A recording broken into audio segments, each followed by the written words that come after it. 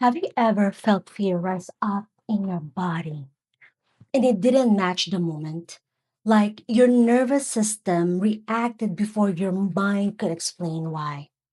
In episode 4, we said fear is a signal, a messenger. Today, we're going deeper. Fear often follows a script, and that script is usually made of words. Sometimes fear isn't about what's happening now. It's your body being triggered, feeling like this feels like before, and it often came with words that shaped what you believed about you. In chapter 2 of Pursuing Perfect Love, I call it Words Are Swords.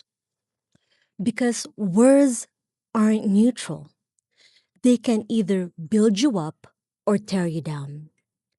I have been listening to this book called The Power of Woman's Words by Sharon James, and she said it so well. Our words can either make it or break relationship. And with our tongues, we can either defend or destroy. We can either heal or kill. And as women, we are very talented at deciding when and where to wield that sword. So here's the question I had been thinking about and sitting with this past few days. How am I using my sword toward myself and toward the people that I love? Words can create safety or trigger fear. They can build repair or reopen an old wound. Words have power, so we need to be mindful of how we use it. Well, that was a short outside trip. Everything was ice on the road. I was looking forward to walk, however, it was not safe for me to walk on those ice. Let's go back to what we're talking about. Let me make this power of words personal. Some of the words spoken over me were the kind that tried to rewrite my identity. Because of that, I grew up with confusion and insecurities and low self esteem. I've been labeled in many ways that made me feel unwanted, dirty, and spiritually suspect, as if I did not belong, as if I'm not an image bearer of God. And for a while, I carried those words like they were facts. Yet, healing started when I realized those labels that spoken from pain, insecurity, or control is not a prophecy. That is not God's voice. And I don't have to agree with it anymore. Some of the people words come from their past experiences, and I can let their behavior identify who I am. If this is you, please hear this gently. Fear is not proof you're failing. It's often your nervous system responding to an old script. Watch this screen right now. Nothing in this scene changed, but the filter made it look different, blurry and faded. That's what happens when words and pain become a lens. If you grew up hearing you're unsafe, you're not enough, you don't belong, your mind starting interpreting everything through that filter. And then fear feels like facts when it's actually an old script. Sometimes the event, the experience, isn't the whole problem. Sometimes it's the lens we were looking through. According to research, negative words tend to stick, and it often takes many positives to repair the impact of one negative statement or word in a conflict or an experience. So imagine the weight of repeated negative words over the years. That lens becomes default and fear becomes automatic. And as a parent now, and if you are a parent, our kids often learn their inner voice from our voice. No shame here, just awareness and hope. Because I was one of those kid that I'm healing right now because of the voices and the words that I heard. And I could testify that God healed me from it. Words become beliefs. Beliefs become lenses. Lenses shapes reactions and behaviors. This is where faith and trauma aware healing meet for me. I call it reparenting with Jesus. I know reparenting has been a popular word in a counseling and psychology world, but for me, it helped me in my healing. One lie I carried for years was I was an accident. And healing didn't come from thinking positive. It came through practicing and meditating God's word daily.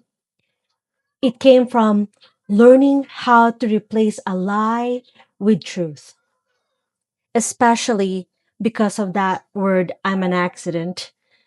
There's a verse that helped me, which is Jeremiah chapter 1, verse 5. The word reminded me, I am not random. I am not an accident. I am known. So when that old voice shows up, I take a pause. I acknowledge how I feel and name it and practice a new one. God knew me. God formed me. God chose me. This is how I am training my mind to agree with heaven. This is what Jesus showed us and what Holy Spirit empower us to do, one loving truth at a time. Reparenting is letting God become the steady voice you didn't consistently receive, not to erase your story or your past, but to grieve and heal from it so that you can live the life that He has promised for us. Here's what I do, the practice that I do when fear rises. It's a gentle practice, not perfect, but it helped a lot. And as you've been listening these past few episodes, the practice is called pause. Pay attention, name, find the thought, choose. And that choosing is so powerful. It's what we called our will, our heart, because that step matters. Because healing is a process, and God gave us the power of choice. Choosing might look like grieving, choosing looks like therapy, choosing looks like journaling, choosing looks like boundaries or asking for help. Small choices repeatedly become new pathways. And this is what they called neuroplasticity.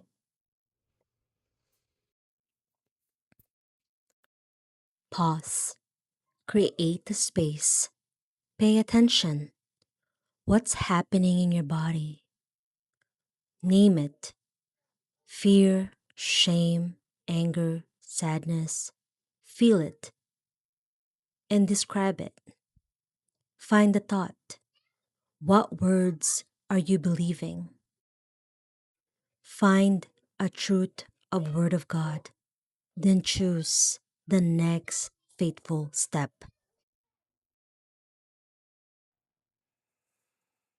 As a woman healing and as a parent now, this has been a hard and holy realization. Sometimes people cannot give what they never received, especially if it's a parent, a leader, or a friend. So, part of healing is grieving the false expectation that they could not feel because they did not receive it. And this is where forgiving starts and surrendering as well and receiving what we needed from God. Grief isn't dishonor, it's release. It releases the debt, the pain, and it makes room for God to meet us in the places people could not meet us. I share this more in my book, Shame to Shalom, Grieving to be Filled. Grief makes room. Surrender softens the heart, and God fills what people could not, because God is love. If this resonated with you, I want to invite you into something practical. Join my pause challenge starting February 18.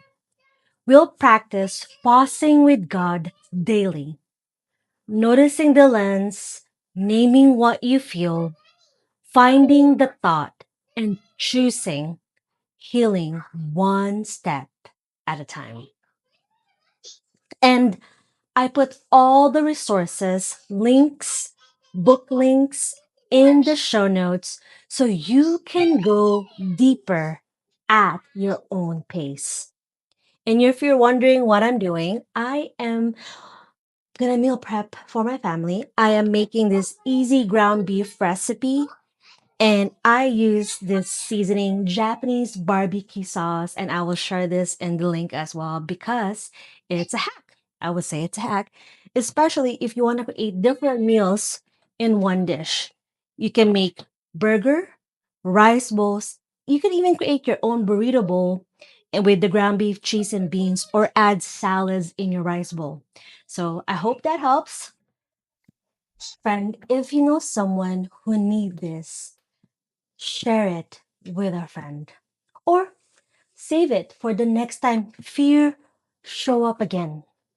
And if you're new here, please subscribe. Remember, you're not alone.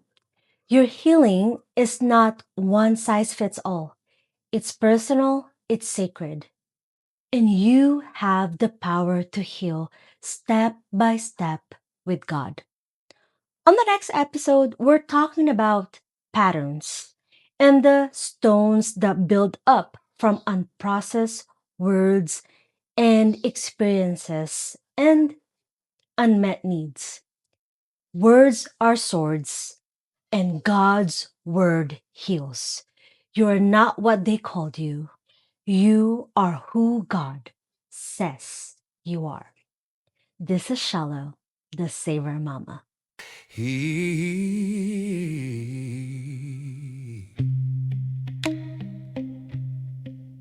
oh, mm, mm.